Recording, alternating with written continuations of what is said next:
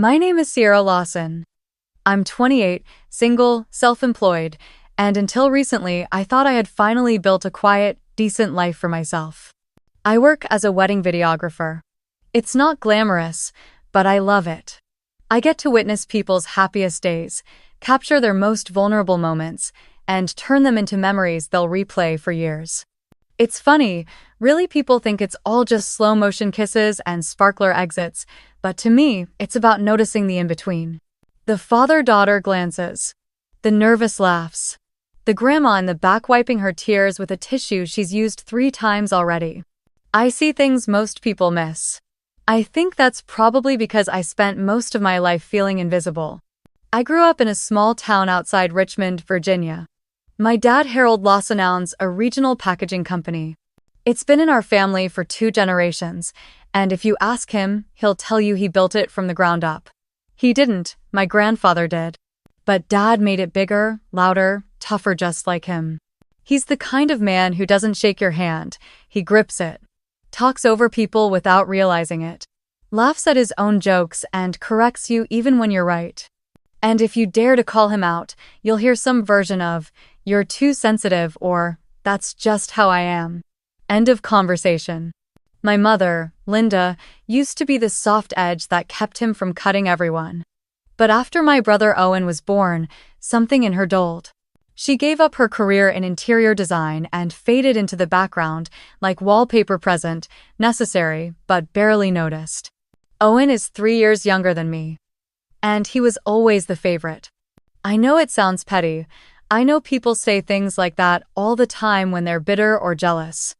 But I swear, I'm not either. I accepted it a long time ago, how different the rules were for him. When Owen got suspended in high school for breaking into the locker room and stealing football jerseys as a prank, Dad took him out for burgers the same night. "Boys will be boys," he said. When I won a statewide film competition at 16, he told me, "That's nice, but it won't pay the bills." I stopped trying to impress him after that. I paid for college with scholarships and student loans, got my film degree, and started freelancing in DC.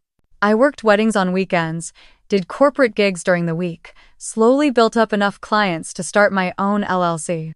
I live in a cozy rental with good lighting and too many potted plants, and for a while, I felt proud of myself, maybe even content. But every time I came home for holidays, I felt like a stranger in my own family. Dad and Owen would talk shop, mumbling about margins and shipping routes. Mom would hover, asking if I had a boyfriend yet. And I'd sit there, carving my mashed potatoes into little moons on my plate, waiting for someone to ask me about my life, my work, my stories. They never did. And when I finally shared something like the time my short documentary was featured in a local film festival, Dad said, without even looking up, "No one cares what you do, Sierra. It's just weddings and YouTube." I laughed. I always laugh. Because it's safer than letting him see he got to me. But that night, something inside me shifted. It wasn't just hurt, it was clarity. I realized I had spent nearly 30 years trying to earn a father's love that was never offered in the first place. I never wanted revenge. I just wanted recognition. A seat at the table. Instead, I was always handed the camera and told to capture everyone else's big moments. So I stopped trying. Until life, messy and unpredictable as it is, gave me a chance to take back the frame. I never planned to own his company. I didn't even want to work in logistics. But when a friend tipped me off that Dad's business was on shaky ground, debt mounting, employee turnover high, and a potential buyout in the air, I started asking questions. I started digging. And what I found? Well, it changed everything. But I'm getting ahead of myself. This story isn't just about business. It's not just about family, or betrayal, or revenge. It's about learning to stop begging for love from people who only know how to measure worth in numbers. It's about finally stepping into your own light even when the people who raised you keep turning their backs. My name is Sierra Lawson. I used to film other people's stories. This time, I'm telling my own. It started, like most things in my family, with a dinner we all pretended not to dread. I had driven down from DC. That Friday afternoon, halfway through September, when the air was still warm enough to fool you into thinking summer hadn't ended.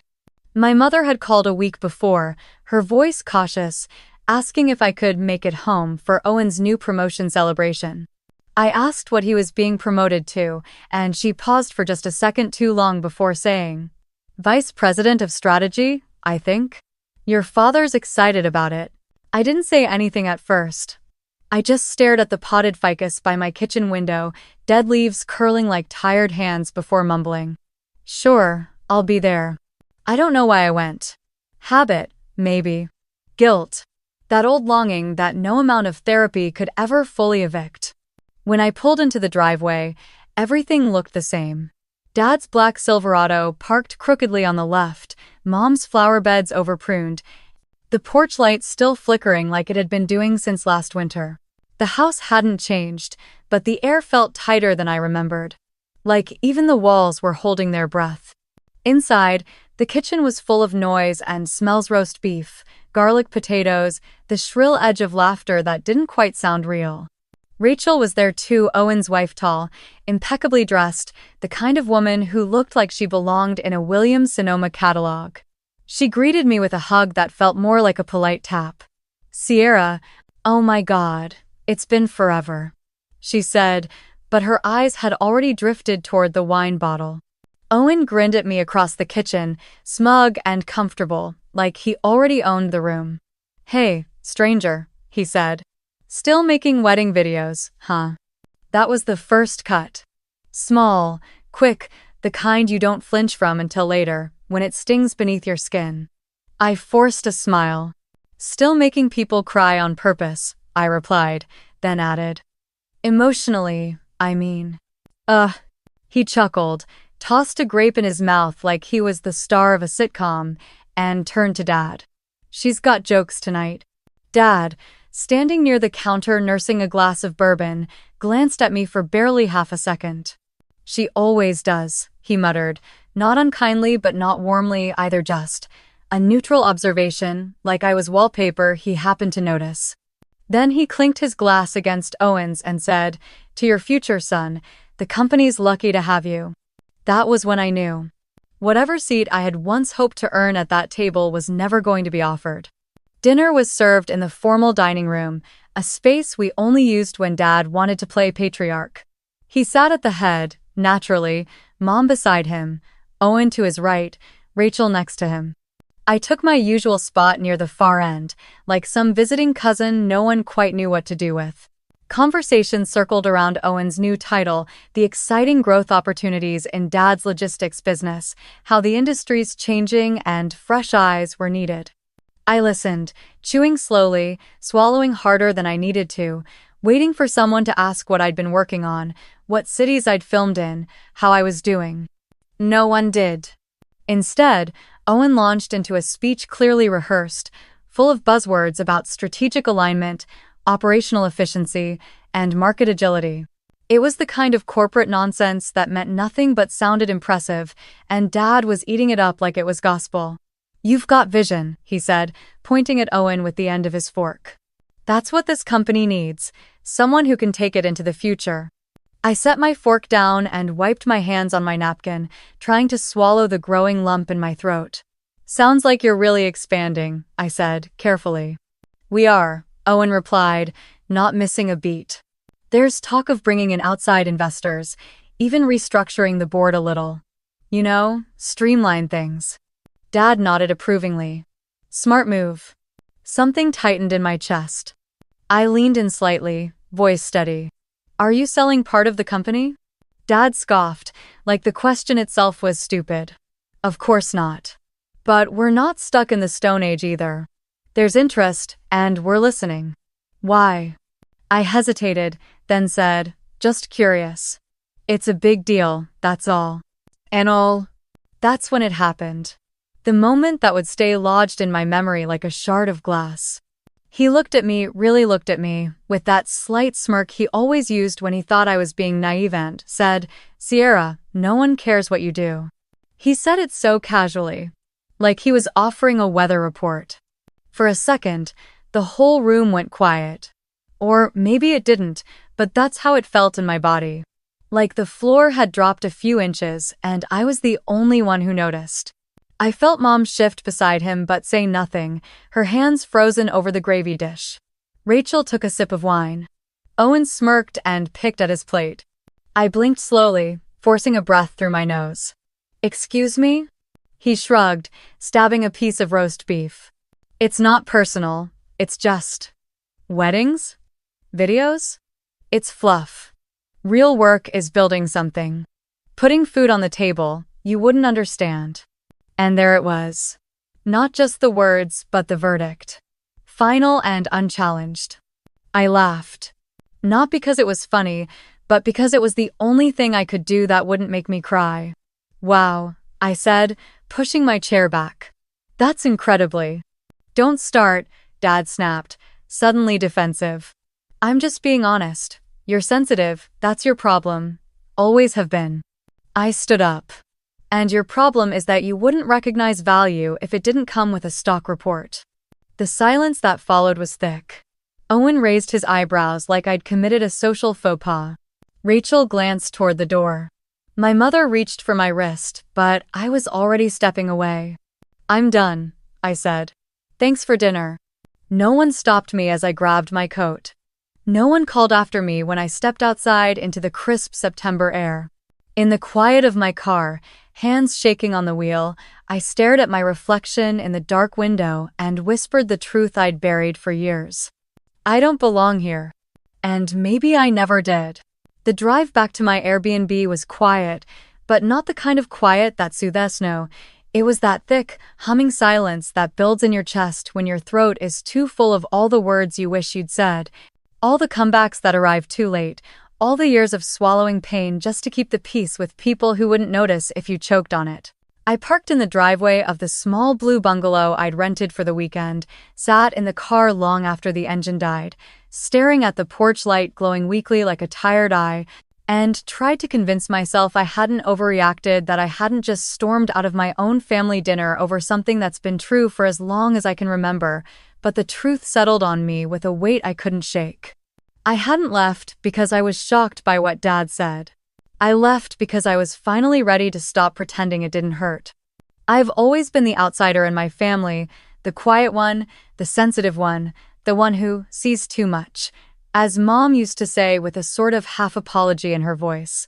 Like she wished she could have raised me to be a little more like Owen, easier to praise, easier to understand, easier to love. It wasn't just Dad's dismissiveness that burned my, it was the way everyone else let it pass, like it was normal. Like I should have expected it. Rachel didn't even blink. Mom didn't defend me.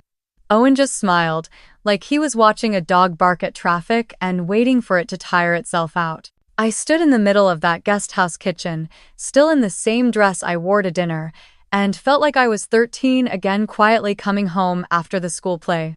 Clutching my little Best Supporting Actress ribbon in my hand, while Dad sat on the couch, beer in one hand, paperwork in the other, and said without looking up, "Next time, try for the lead." I remember lying in bed that night, staring at the ceiling, wondering how hard I'd have to work to finally be seen. It never really changed. Weddings became my sanctuary, not because I believed in fairy tales, but because I liked watching other families do what mine never could. I liked filming the fathers who cried when they saw their daughters in white. I liked hearing the brothers give tearful toasts. I liked watching strangers honor each other with the kind of tenderness I had long stopped expecting from the people I shared blood with. But every time I came back here, to this town, this house, this family, I was reminded that I was still the girl with the camera welcome to film the celebration, never part of it. That night, I couldn't sleep. I sat on the edge of the guest bed, scrolling through my camera roll just to remind myself that my life had value, that I'd built something with my own two hands. A business. A name. Clients who wrote me thank you letters. Brides who cried when they saw their wedding film. Grooms who hugged me like a sister for capturing the moment their mother whispered, "I'm proud of you," into their ear. I had proof that I mattered. Just not to them. Around 1 a.m., I opened the group family text thread I was rarely active in and saw a message from Owen, sent earlier while I'd been driving. "Sorry you took it the wrong way, Sierra. You know, Dad. He didn't mean anything by it. Oh. I stared at the screen for a long time, the familiar script of minimization burning into my eyes. You took it the wrong way. He didn't mean anything by it. How many times had I heard those exact phrases? How many times had I been expected to translate their indifference into affection? I typed a reply. Deleted it. Typed again. Deleted again. Finally, I just closed the app. There's something uniquely painful about being part of a family that doesn't see you, not in the dramatic sense, not like they shun you or scream at you or throw you out, but in that slow, almost polite kind of erasure where you're technically invited to everything but never really included, where your accomplishments are cute and your feelings are dramatic and your voice is a background hum they've trained themselves to ignore. I used to think that if I worked hard enough, got good enough, made myself undeniable, they'd finally see me. I thought success would make them proud, or at least curious. I thought if I could just explain who I was clearly, calmly, impressively, they'd finally stop seeing me as the odd one out. But the truth is, they don't want to understand me. They don't have to. I don't threaten their comfort, so I'm easy to dismiss. And that's what hurts the most. Not the absence of love, but the illusion of it, the birthday calls with half-listened uh-huhs, the gifts that feel like afterthoughts, the way they tell people she does video stuff like I'm some quirky barista who quit her job to start a podcast.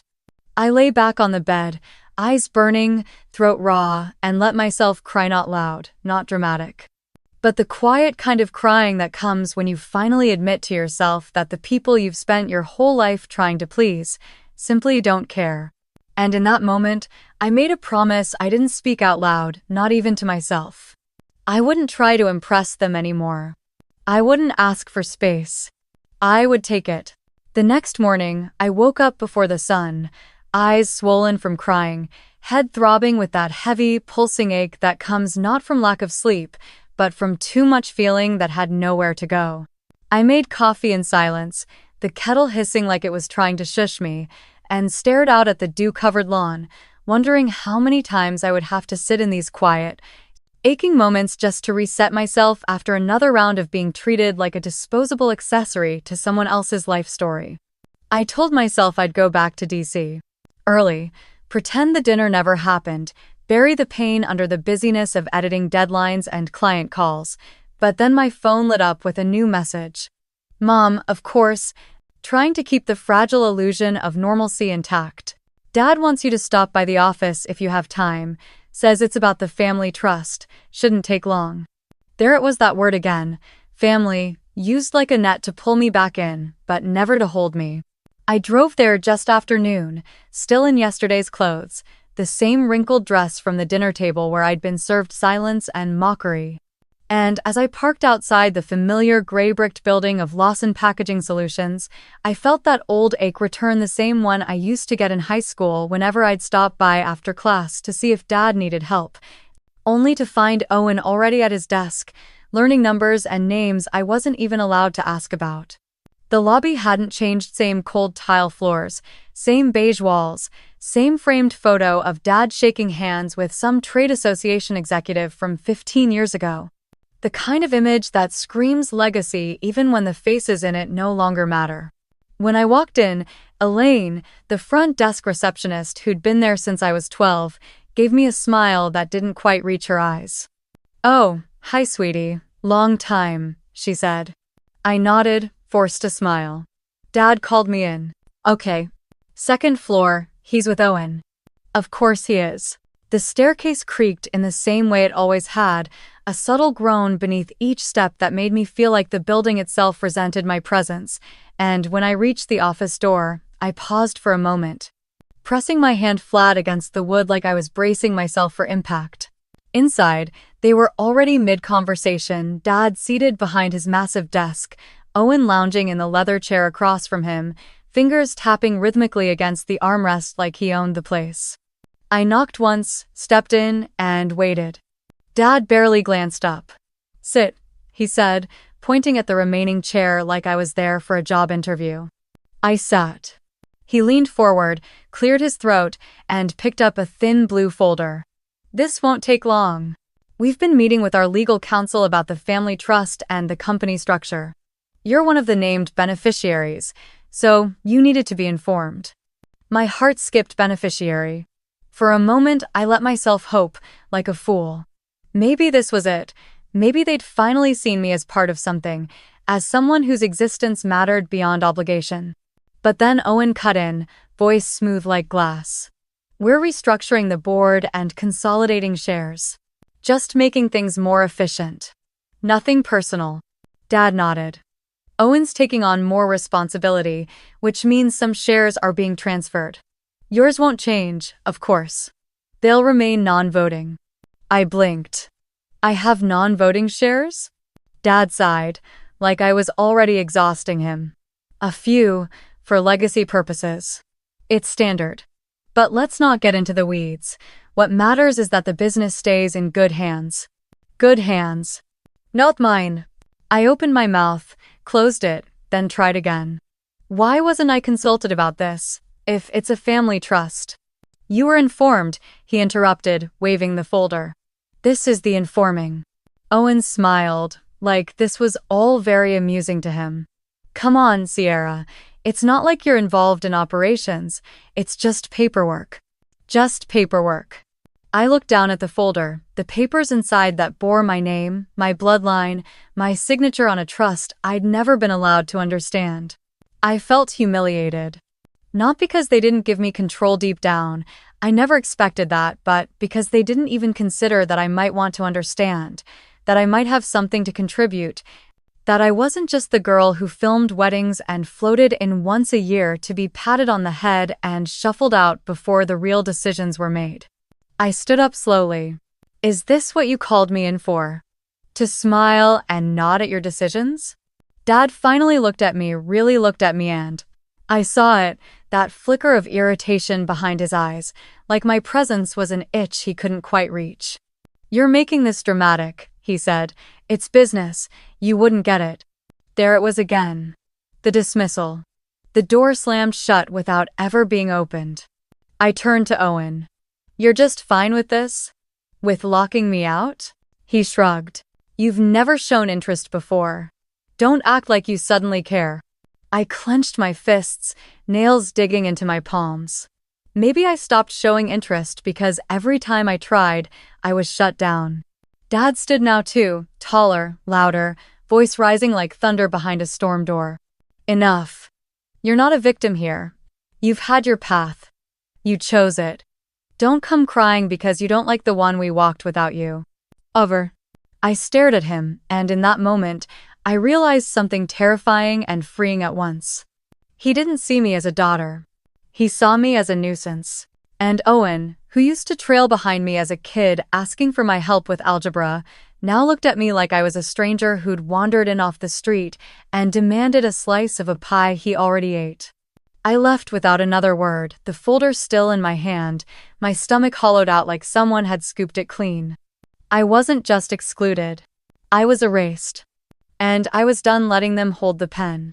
After I walked out of that office still holding the thin blue folder like it meant anything, I sat in my car for nearly an hour, the engine off, the windows cracked, and the same thought looping in my mind like a cruel lullaby.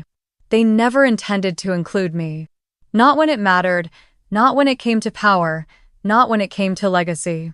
I could film the world's most beautiful vows, help build other people's fairy tales from the ground up, but when it came to my own blood, I was nothing more than an occasional footnote.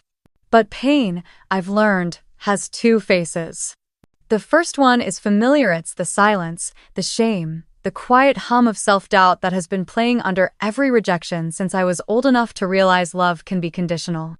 The second face is sharper, more urgent. It's the one that whispers, "You don't have to stay like this."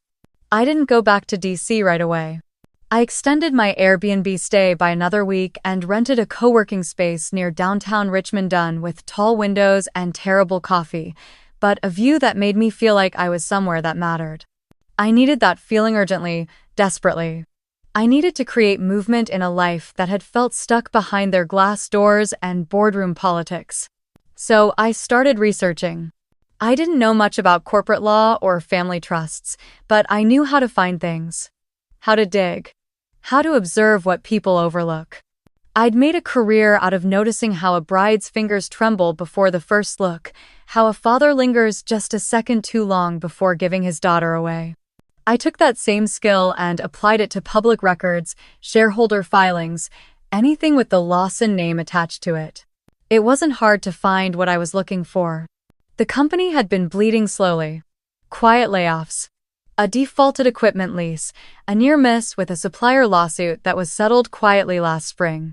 Owen and Dad were doing what they always did, putting on a confident front while stuffing the cracks with charm and risk. But the numbers told the truth, and that truth was this: they were vulnerable. More importantly, the trust Dad had used to divide up the company's shares? It wasn't sealed. It had clauses that could be leveraged if I knew what to do, if I had someone on my side who could explain what those pages full of fine print and legal language actually meant. So I called Megan. Megan was a friend from college, well, technically law school, though we'd met through a short film I did for her school's student legal clinic. She was smart, direct, the kind of woman who didn't ask if you were serious before jumping into a fight with you. We hadn't talked in over a year, but the moment I said, "I need to understand how a family trust can be challenged," she responded with, "Send me everything, tonight." Within days, she had laid it all out for me. My shares weren't just symbolic. They weren't nothing, they were dormant. If you can show that the company is being mismanaged recklessly, or in a way that damages your interest as a shareholder, you can petition for oversight, she said. You can request financial transparency, maybe even buy-in, if someone's selling. That last line stuck with me. If someone's selling. I started asking more questions. Reaching out to people who worked at the company quietly, respectfully, not as a Lawson, but as Sierra, the girl they vaguely remembered from childhood or holiday parties. I asked them what it was like working there now, what had changed, how they felt about leadership. I didn't tell them what I was doing. Not yet. I just listened. And what I heard made me realize I wasn't the only one who felt erased. They only care about appearances, one longtime manager said. They throw Owen's name on every memo, but he doesn't know half of what's going on. They keep adding roles, changing titles, but no one feels secure, another added. It's like no one's steering the ship anymore, just shouting orders from the top deck. I took notes, built timelines, charted patterns, and every night I'd return to my tiny rental, drop the folder onto the kitchen table, and whisper to myself, "You don't have to ask for permission anymore." Because here's the thing they never taught me growing up. Recognition isn't always given, it can be built, claimed, earned through clarity and determination and grit. I started preparing a proposal not to them, but to myself. A plan. An outline of what I would do if I had a voice, a stake, a seat at the table they'd locked behind generations of male egos and performance titles. I wrote down ideas for modernizing their logistics model, for digital streamlining, for restructuring operations to actually serve the employees who were the backbone of the whole damn company. I didn't need to be part of the business to see what it lacked. I had been watching from the margins my whole life. The difference now was, I was done watching. I reached out to a private equity firm that specialized in family business transitions. I pitched them on Lawson packaging not as it was, but as it could be. I showed them the gaps, the growth potential, the brand loyalty it still had in smaller regions. They were intrigued. "Would you be able to acquire shares if a partner was looking to exit?" they asked. I didn't hesitate. "Yes. If that door opens, I'll be ready." Because for the first time, I wasn't just seeking recognition. I was building leverage. Not out of vengeance, not to punish, but because the only way to stop being invisible is to make it impossible for them to ignore you. And I intended to do just that. I didn't plan to confront Anthony, not yet, not while I was still gathering my footing. Not while I was still trying to figure out where the cracks were deepest in a structure that had been built on silence and favoritism for so long that even the foundation didn't remember what fairness looked like. But things don't wait for readiness, not in families like mine, not when ambition starts to smell like defiance. It started with a phone call from my mother, her voice thin and uncertain in that way it always got when she was caught between keeping peace and keeping secrets. "Your father wants to talk," she said, and I could hear the echo of him in her pause, that heavy breath she took before adding, "He's upset. He heard you've been asking around." I didn't answer right away. I was standing in the middle of the co-working space, papers spread out in front of me, notes scribbled in the margins of financial statements I never thought I'd understand but now read like open diaries. I had crossed a line, and they'd noticed. "What does he think I'm asking?" I finally said, voice calm, even though my hands were starting to shake. He said you're creating confusion," she replied, like the word had been handed to her, a script rehearsed and half-swallowed. "I'm asking questions," I said. "Because no one answers them when I ask directly." She didn't argue. She never did. The meeting was scheduled for that Friday, back at the office, same sterile room, same weight in the air like the walls themselves were bracing for impact. Only this time, it wasn't just Owen and Dad waiting. Rachel was there too, sitting slightly behind them, like an advisor without a nameplate, watching everything with those unreadable eyes of hers that always made me feel like I was missing a step in a dance I didn't know I was part of. "Sierra," Dad began. Standing this time, pacing slightly behind his chair like a general in a war that hadn't even started yet. "We're confused. You've been talking to employees, investors, asking about shares, about operations. Why?" I sat down across from them, folder in my lap, heart steady only because I'd played this confrontation out in my mind 100 times in the past week. "Because I have a stake in this company," I said. "Because I care what happens to it." Owen laughed a small, short bark of disbelief. "Since when? You've never wanted anything to do with this place." "Because you never let me," I replied, eyes locking onto his. "You handed me non-voting shares like a souvenir and called it family." Dad's voice rose. "You have no right to go behind our backs." "I'm not going behind anyone's back," I said, slower now, careful. "I'm walking through the door you all pretended didn't exist." Rachel shifted then, crossing one leg over the other, her eyes still on me. "What exactly are you hoping to do?" she asked, voice smooth and almost curious. "You want a job here? Is this about money?" I turned to her. "This is about the fact that I've been treated like an outsider in my own family while decisions are made in rooms I'm never invited into. And now I know the company's in trouble, real trouble. So, I'm not asking for a seat at the table anymore. I'm preparing to take one." The silence that followed was sharp, thick. You could hear the breath leave the room. Dad stared at me like I'd just confessed to setting the building on fire. "You ungrateful little girl," he said, voice low but shaking. "You don't know what you're talking about.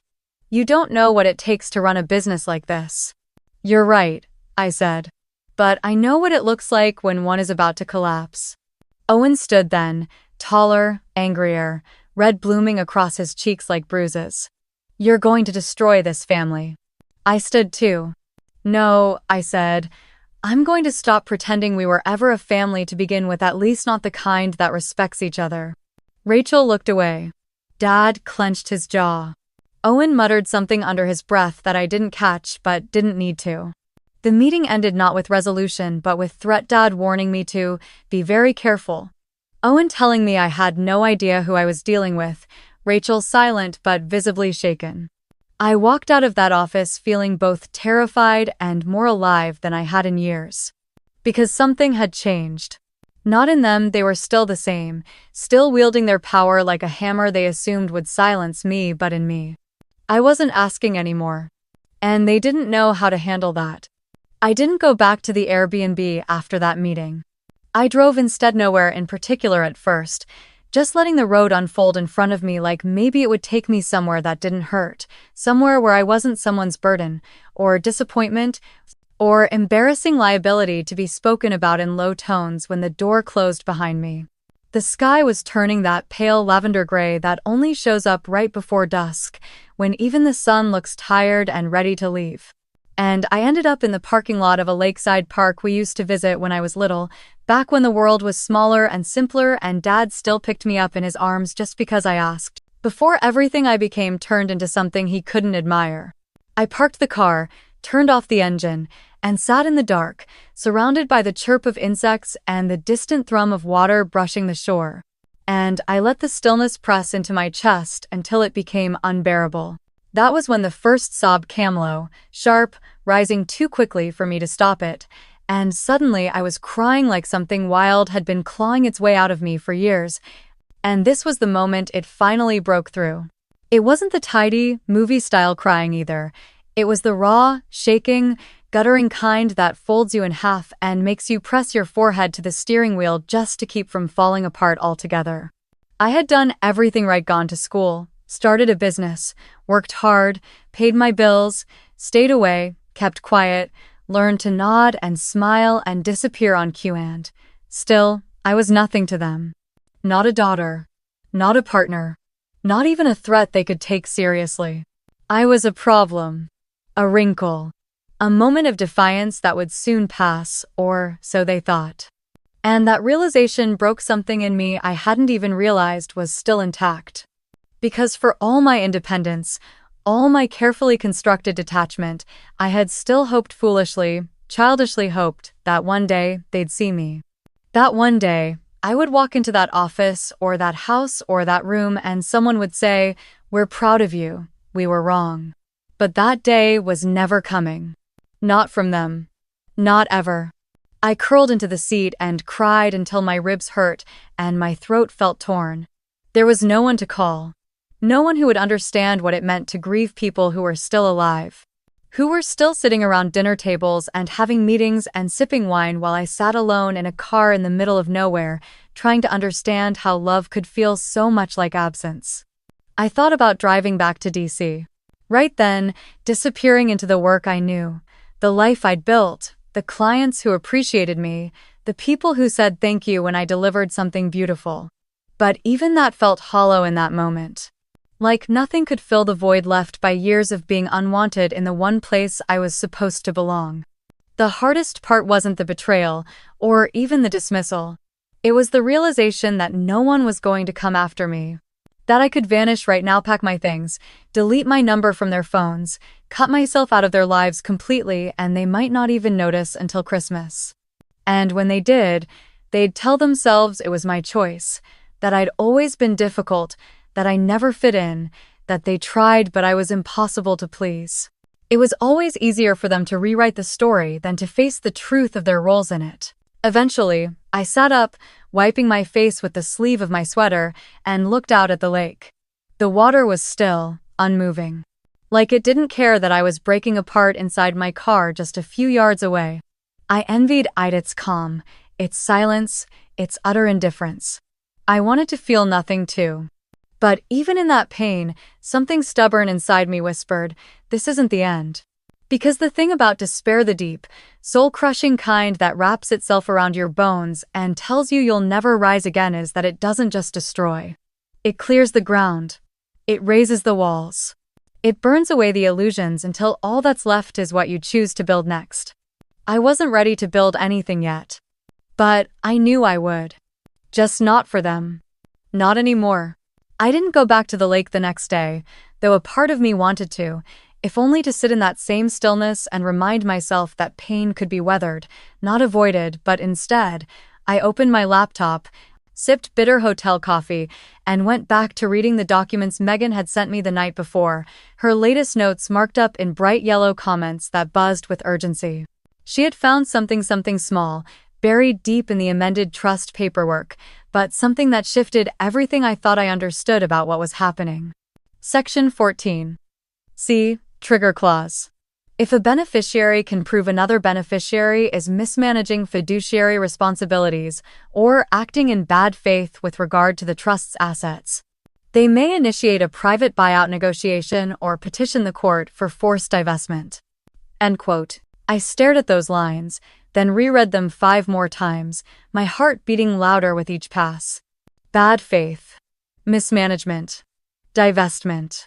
Words that had always seemed distant, almost theoretical, suddenly pulsed with real meaning because if what Megan was saying was right, then all the power my father and Owen had locked away wasn't as absolute as they made it seem. It could be challenged. Not just morally, not just in theory. Legally. And it wasn't just that the clause existed, it was the pattern Megan had pieced together that made it impossible to ignore. Over the past 3 years, my father had authorized 3 private equity advances under Owen's recommendation, quiet, short-term loans to keep cash flow above water during expansion phases, none of which had been reported to all shareholders, none of which had been disclosed in the trust's quarterly performance reports. They weren't illegal, per se, but they weren't transparent either. And the trust had stipulations about that disclosures owed to all beneficiaries, not just those actively involved in operations, as Dad liked to say. In short, they had kept me in the dark not just emotionally but financially. I felt dizzy, like the air had dropped out of the room. Because this wasn't just about exclusion anymore. This wasn't just about a daughter ignored or a sister minimized. This was about lies. Quiet, careful, expensive lies. And the difference between being forgotten and being deliberately cut out is like the difference between being lost and being locked away. And that was when something inside me finally clicked, not out of vengeance, not even out of anger, though that was there too, but from something deeper, colder, clearer, resolve. I called Megan, pacing the length of the rental kitchen, trying to keep my voice steady as I laid out everything I was thinking, everything I needed to understand, and she listened, patient, sharp, excited in that legal way lawyers get when a theory finally turns into a strategy. You don't just have grounds to challenge their decisions, she said. You may have grounds to take control. I stopped pacing. Control? I echoed, the word feeling foreign and dangerous on my tongue. If you buy out a portion of shares from one of the existing holders, let's say a minority investor who's not aligned with Harold or Owen, then trigger this clause by proving fiduciary breach. You can leverage that to restructure the board. I don't want to run the company, I said quickly, instinctively. You don't have to, you just have to own it long enough to decide what happens next. And that was when the second revelation came. I remembered an old contact, someone I hadn't thought about in years, not since college, an older friend of my mother's. A semi-retired accountant named Ellis, who used to handle bookkeeping for several mid-sized family businesses in Richmond. He was one of the only people I remembered speaking kindly to me during that chaotic post-high school period when my father was too busy expanding warehouses and Owen was already being introduced at board meetings like a prodigy. I reached out.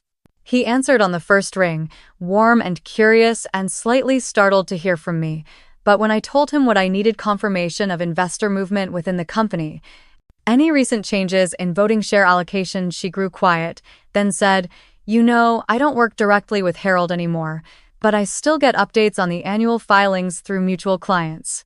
Something changed a few months ago. Of the longtime partners, William Gates pulled his remaining equity out. Quietly. Probably because he didn't like where things were heading." "Did anyone buy him out?" I asked, pulse rising. "Not official, at least not on record. There's a gap right now. If you move fast, it's possible." I ended the call, stood completely still for a full minute, and then reached for my laptop. I wasn't just going to reclaim my place, I was going to do it with precision. With Megan's help, I drafted an offer. Clean, competitive. Aggressive enough to be taken seriously, but reasonable enough to close fast. I contacted Gates's representative that afternoon, presented the paperwork, explained who I was and why I was interested. He didn't sound surprised, only cautious. "I remember you," he said after a pause. "Always thought you were the one paying attention when no one else did." The deal wasn't done that day, but the door opened. And when it did, everything changed. That night, I sat down and wrote an email to my father, not angry, not explosive, but cold, clear, and impossibly calm. Subject: Notice of Intent. Dear Harold, as per my rights outlined in the Lawson Family Trust, Section 14, C, I am formally requesting full access to all quarterly financial disclosures from the past 36 months. as well as documentation of shareholder communications and board decisions involving fiduciary allocations. In the interest of transparency, I am currently in negotiations to purchase additional shares from a former partner. Upon completion, I intend to file a motion for restructuring based on breach of disclosure and negligent management of trust resources. Please direct any questions to my counsel. Regards, Sierra Lawson. I stared at the screen before clicking send, my hands steady for the first time in days. It wasn't revenge. It was reclamation. For every moment, I had been told I was too sensitive, too naive, too irrelevant, for every dinner where my achievements were brushed aside, for every time I swallowed my voice just to keep their peace. I was done. They didn't see me coming. But they would see me now. The meeting wasn't requested, it was demanded. Dad's assistant, Elaine, left a message on my voicemail early Monday morning, her voice brittle and formal, like she was reading from a script written in panic. Mr. Lawson and Mr. Owen would like to see you in the boardroom. Today. Noon. No greeting. No explanation. Just that the kind of message meant to re-establish control, to remind me where the power once lived. But the thing was, I wasn't the same person they thought they could summon like a stray dog anymore. I arrived early, not out of obedience, but calculation. I wanted them to walk in and see me already there, steady, calm, not waiting, but occupying. I wore navy slacks and a blazer, something clean and neutral, but I left my camera gear in the car. This wasn't a job, this was a reckoning. The boardroom looked exactly as I remembered: sleek mahogany table, tall black chairs, a ridiculous abstract painting on the far wall that Owen once described as expensive chaos. For the first time, the name made perfect sense. They entered together, Dad first, stiff with fury, and Owen just behind him, jaw tight, hands shoved into his pockets like he was trying to keep them from shaking. Rachel trailed in last, quietly, taking a seat near the door like she wasn't sure whose side she was supposed to be on. No one spoke at first. Dad stood behind the chair at the head of the table, but didn't sit. He stared at me with the kind of disappointment he used to reserve for unpaid bills or broken contracts. "You blindsided us," he said finally, voice low and venomous. I didn't flinch. I followed the terms of the trust. Section 14, C to be exact. Everything was legal. Owen scoffed, laughing without humor. Legal doesn't mean ethical, Sierra. I turned toward him, met his eyes. Funny, that's exactly what I was about to say. He shifted uncomfortably, but Dad jumped in before I could push further.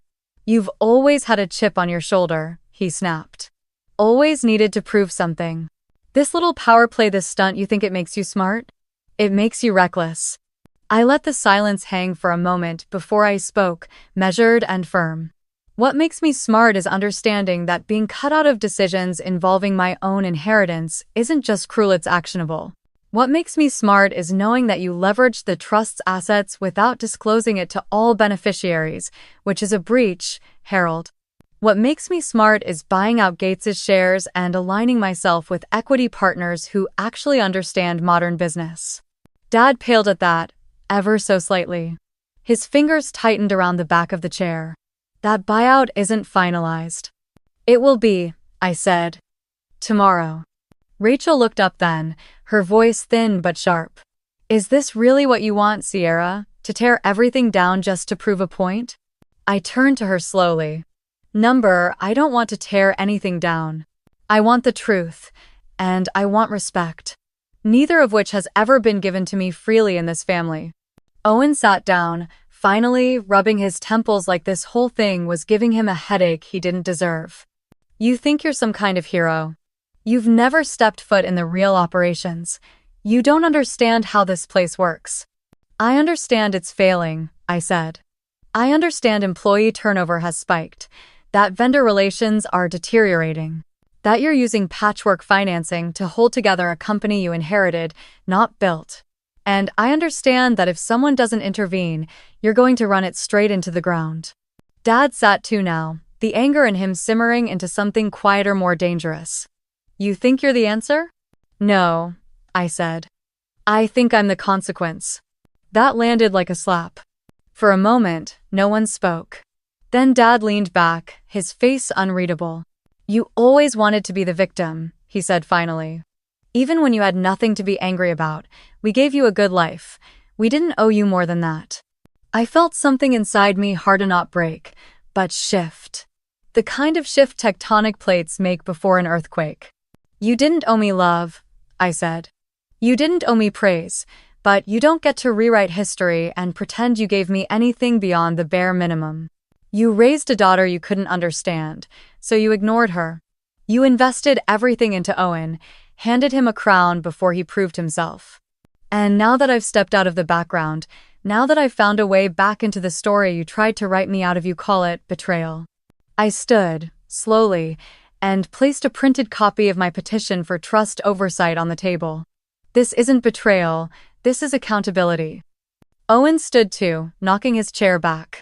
"You really think the board's going to side with you over Dad? Over me?" "They don't have to side with me," I said. "They just have to see the truth. And now they will." I turned to leave, and for the first time since the meeting started, I saw fear in their eyes, not the screaming kind, not the obvious kind, but the subtle, slow kind. The kind that arrives when someone realizes the person they underestimated was never small to begin with. At the door, I paused. "You could have had me on your side," I said softly.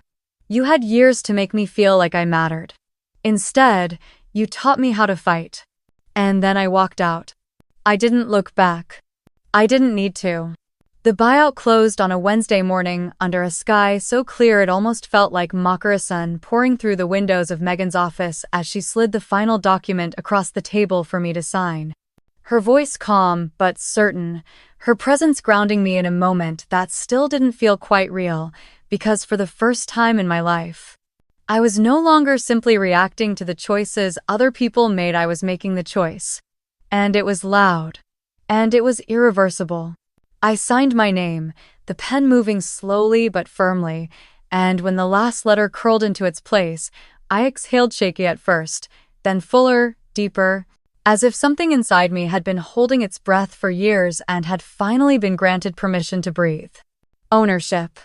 That was the word they had tried so hard to keep from Menno, just legally, not just financially, but emotionally. They had owned the narrative, the space, the history, the power. And now, I had stepped into that space not by demanding a seat, but by pulling out my own chair and refusing to be moved.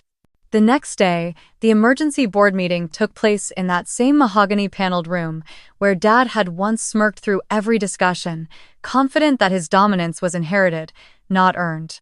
But this time, the air was different, thicker, charged, not just because I was there, but because I was no longer just a presence at the table. I was a stakeholder, a name that now appeared on the ledger with authority, a vote that could tip balance. Dad didn't speak when I walked in. Neither did Owen. Their silence was more bitter than any insult they could have thrown at me, but it didn't matter now. I wasn't looking for validation. I had burned that need down weeks ago. Megan presented the findings clear, meticulous, and devastating. Unreported loans. Deferred liabilities. Inflated executive compensation packages that contradicted internal performance metrics. All of it backed by records, timestamps, signatures. "I'm not alleging criminal intent," Megan said, her tone crisp. "But what we have here is a consistent pattern of selective disclosure that has compromised the trust's foundational agreements and exposed all shareholders, including my client, unnecessary risk." The board was quiet. Older men with tired eyes and newer investors who barely knew the family history, all flipping through the binders Megan had provided, their expressions shifting from confusion to concern to something more personal. Anger. And then came the vote. It wasn't unanimous. It didn't have to be. But the motion passed. Formal oversight requested, new temporary leadership assigned, full audit to follow. Owen's voice cracked first. "You don't get it. This was never yours." I met his eyes, calm, steady, not angry anymore but clearer than ever. "It is now." Dad stood, slow and heavy, his age suddenly more visible than it had ever been. "You'll destroy what we built." "No," I said. "I'll fix what you broke." It wasn't revenge. It was repair. Not just of the company, but of myself. Because for so long, I believed that standing up meant screaming to be heard, clawing for attention, begging to be chosen. But this quiet, deliberate reclaiming this was something else entirely. This was dignity. This was justice. And the consequences came not with fireworks, but with silence. In the days that followed, I received the documents I had once been denied access to: financial statements, investor letters, trust amendments that bore my name like a ghost that had never been invited to speak. I read through them all, not out of spite, but because I wanted to understand exactly how deep the omission went. Rachel texted once, "You really went through with it. I guess part of me thought you were bluffing."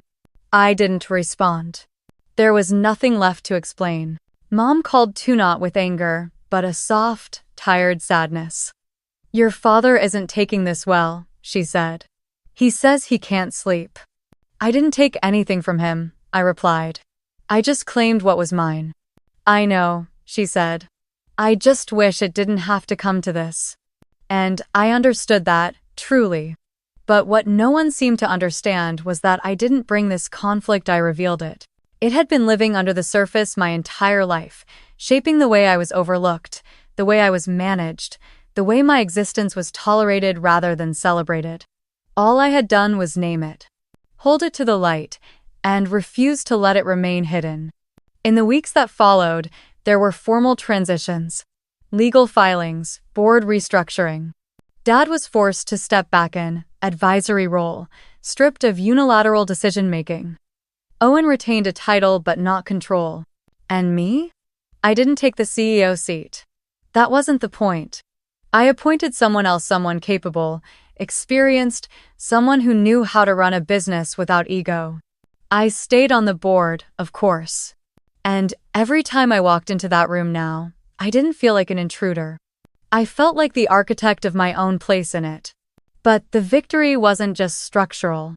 It was internal. Because for the first time in my life, I no longer felt like I had to prove myself to people who refused to see me. I had done what they said I never could.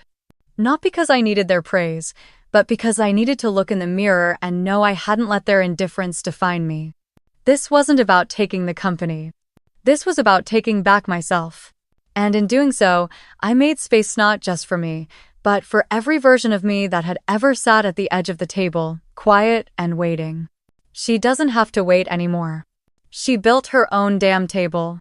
And now she sits at the head of it. There is a strange kind of quiet that settles in once the fighting ends, not the uneasy hush that hangs before a storm or the brittle silence after an argument, but something softer, deeper, almost secrete, a silence that doesn't demand anything from you, that doesn't hover waiting for explanation, a quiet that simply exists because, finally, the noise has stopped and the dust has settled, and for the first time in what feels like your entire life, you are not performing, not defending, not shrinking or inflating to fit someone else's version of who you should be. That was what life felt like in the weeks that followed the after, the stillness, the strange peace that comes, not from forgiveness, not yet, but from detachment, from the realization that you are no longer tangled in the web that tried for so long to define you. I moved back to DC. Not because I needed to escape, but because I wanted to reclaim the space I'd built with my own hands, the home I had shaped from long weekends and late-night edits, from client calls and quiet mornings spent color-grading wedding footage while the world outside still slept. And for a while, I didn't do anything dramatic. I worked. I read books I hadn't made time for. I took long walks without music or podcasts in my ears, just letting my thoughts unfurl slowly, uncoiling from the tight knots they'd lived in for years. I visited the art museum on a Tuesday afternoon and stood in front of a massive, chaotic oil painting for nearly 20 minutes, not because I understood it, but because I didn't have to. And that freedom to not have to justify my existence, to not have to translate my value into metrics or expectations or visible success was the first real taste of peace I'd ever known. The company was running, steadily, maybe even better than before. Our new leadership team brought order and clarity, and though there were still board meetings and transition challenges, I didn't dread them anymore. I showed up, I contributed, I voted when necessary. But I didn't live there emotionally. I wasn't inside the fire anymore. And that, I realized, was a kind of freedom you don't know how to name until you've been scorched. Dad hadn't called since the vote. Not once. No emails, no apologies. Not even an angry voicemail disguised as fatherly concern. At first, that stung more than I wanted to admit. But over time, that silence began to feel like confirmation of something I'd always known as love, if it had ever existed, had come with conditions I could no longer pretend to meet. And the absence, though painful, made space for something else. Truth. Mom texted occasionally, in the vague, careful way people do when they don't know how to love you without betraying someone else. Thinking of you. Hope work is going well. Saw a wedding video and thought of you. I replied when I felt like it. Brief, polite, distant. I had no interest in reopening old wounds just to prove I wasn't the villain in someone else's version of events. Because I knew who I was now. And I didn't need them to see it to believe it. One afternoon, about 6 weeks after the last board vote, I received a small envelope in the mail, no return address, no name, just my full name.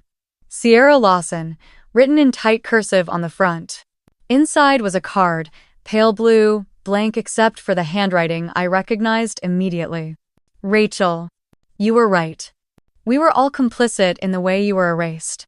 I'm sorry I didn't say anything sooner. You didn't just survive. You rose. I held the card in my hands for a long time, not crying, not smiling, just breathing. That was enough. I didn't need a parade. I didn't need public declarations or dramatic reconciliations. Just that one small, honest acknowledgement. Just enough to know that the truth had finally reached someone's heart. And as the seasons began to shift, summer softening into fall, trees trading green for gold, I found myself smiling more without realizing it.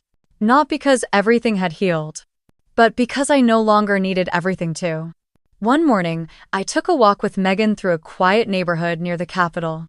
We talked about work, about her firm's new cases, about nothing and everything, the way old friends do when the war between them is long over and all that remains is the gentleness of mutual understanding. You know, she said, sipping her coffee. You could walk away now. Sell your stake. Be done with it. I looked out at the sunlit street, the way the leaves rustled above us like whispers from a story that wasn't done being told. I could, I said. But I think I want to stay. Not because I owe them anything, but because I owe something to myself. And that was the truth of it. I didn't want to stay to punish them, or to keep proving I was worthy. I wanted to stay because I had something to offer. And because I had learned how to stay without losing myself. That was the final victory. Not the control, not the votes, not even the recognition that eventually, quietly, began to trickle in. It was the knowing. The quiet, immovable knowing that I had become the version of myself I used to dream of when I was a girl sitting at the far end of the dinner table, carving her mashed potatoes into tiny crescents, wishing someone would turn and see her. She was seen now. By the only person who ever truly needed to. Herself. Sometimes I think about the girl I used to be, the one who sat in the back seat of her father's truck, quiet and hopeful, counting the seconds until he might turn and say something kind, something proud, something simple like, "You did good today," and I wonder what she would think if she could see me now, standing taller, breathing deeper, walking into rooms I once thought were off limits, and speaking without the tremble in my voice that used to arrive the moment someone looked at me like I didn't belong. I think about her a lot. Not with shame, not with pity, but with the kind of reverence we save for the versions of ourselves who suffered in silence and still found a way to hold on to hope, however fragile, however bruised. Because she never stopped trying. Even when the words she needed were never said. Even when her victories were met with blank stares and half smiles and muttered dismissals disguised as fatherly wisdom. Even when the only applause she ever heard came from strangers on the internet, brides she barely knew, or clients who looked at her with more respect than the people who shared her name ever had. She held on. And because she did, I get to be here. I get to breathe this life. I get to tell this story. And if there's one thing I've learned through it all, through the rejection, the confrontation, the power reclaimed, and the silence that followed, it's this. The most profound kind of healing does not come from winning against the people who hurt you, but from no longer needing to win their love to feel whole. I used to think closure meant answers. Apologies.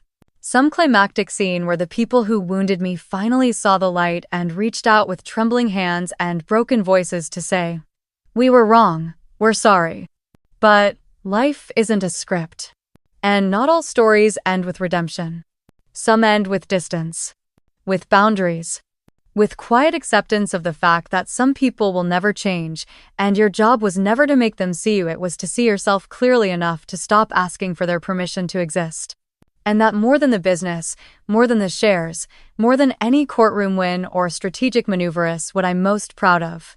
That I stopped waiting for their love and started choosing my own.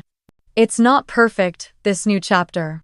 There are days when the old wounds itch, when the familiar voices echo in the back of my mind, whispering old doubts in new disguises, asking if maybe I was too harsh, too bold, too much. There are days when I wonder if Dad ever regrets the way things unfolded, not because I need him to say it, but because some part of me still remembers what it felt like to be 7 years old and think his approval was the sun itself. But then I remind myself, I survived without it. I thrived without it. And I didn't just survive, I bloomed.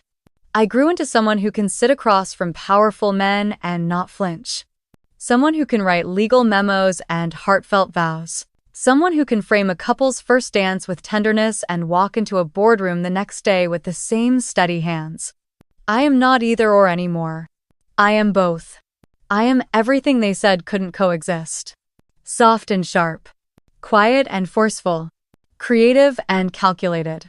I used to believe that if I just found the right version of myself, trimmed the edges, adjusted the angles, smoothed out the contradictions, I might finally fit the space they had carved out for me in their minds.